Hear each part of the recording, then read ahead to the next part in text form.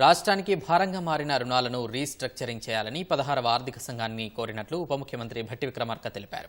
రాష్ట్ర ప్రభుత్వం ఆర్థిక సంఘానికి చేసిన విజ్ఞప్తులను ఆయన వెల్లడించారు. కేంద్ర పన్నుల నుంచి రాష్ట్రాలకు వచ్చే ఆదాయం వాటాను 41% నుంచి 50%కి పెంచాలని విన్నవించినట్లు తెలిపారు.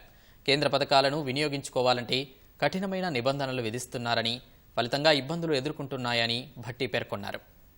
రాష్ట్రాలు తమ అవసరాలకు అనుగుణంగా కేంద్ర ప్రాయోజిత పథకాలు వినియోగించుకునేలా స్వయం ప్రతిపత్తి కల్పించాలని కోరినట్లు తెలిపారు. ధనిక రాష్ట్రంతో ఉన్నటువంటి రాష్ట్రంలో గత 10 ఏళ్లు పాలన చేసినటువంటి ప్రభుత్వాలు విపరీతమైన అప్పులు చేసి ఆ అప్పులు భారం పెరిగిపోయి ఈరోజు అది ఏ స్థాయికి వెళ్ళింది అంటే ప్రతి నెల రాష్ట్ర ప్రభుత్వం ఇచ్చేటువంటి జీతాలు 5,000 కోట్ల రూపాయలు ఉంటే అప్పులు వడ్డీలు కట్టేటువంటి డబ్బులు జీతాలు కట్టేటువంటి డబ్బుల కంటే ఎక్కువగా ఉంటున్నాయి. 5,200 కోట్ల రూపాయలు ప్రతి నెల ఈ అప్పులు ఆ ప్రిన్సిపల్ అమౌంట్ కట్టడానికి అయిపోతుంది. దీనికి ప్రధాన కారణం విపరీతంగా తీసుకొచ్చినటువంటి అప్పులు. ఆ అప్పులు కూడా ఎక్కువ రేట్ ఆఫ్ ఇంట్రెస్ట్ తెచ్చిన అప్పులు కూడా కావటం. కేంద్ర ప్రభుత్వ వారితో మేము ఫైనాన్స్ కమిషన్ దృష్టి తీసుకొచ్చింది ఏంటంటే, సరే ఇప్పుడు ఆ తీసుకొచ్చిన అప్పుల్ని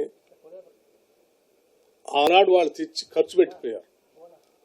అప్పులు 10 ఏళ్ల తర్వాత కట్టాల్సిన కండిషన్తో తెచ్చిన అప్పులు ఇప్పుడు మేము అధికారం రాగానే ఆ అప్పులు కట్టే బాధ్యత మా మీద పడింది.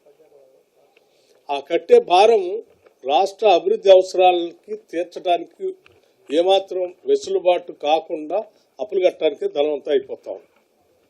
అందుకోసమని కొంత వెసులుబాటు కలిగించాలి అంటే రీస్ట్రక్చరింగ్ చేయమని అడిగాం. తీసుకున్న అప్పులకి 11.5% rate of interest, 10.5% rate of interest, ఇలా విపరీతమైనటువంటి రేట్ ఆఫ్ ఇంట్రెస్ట్తో ఉన్నటువంటి అప్పుల్ని తగ్గిస్తూ కమర్షియల్ బ్యాంక్స్లో కానీ మిగతా బ్యాంక్స్లో కానీ మళ్ళీ రుణాలు ఇచ్చి వీటిని రీస్ట్రక్చర్ చేసేటట్టుగా చేస్తే కొంత భారం రాష్ట్ర ప్రభుత్వం మీద తగ్గుతుంది. కాబట్టి ఈ అప్పులు రీస్ట్రక్చరింగ్ చేయడానికి మీరు రికమెండ్ చేయవలసింది వారిని కోరారు.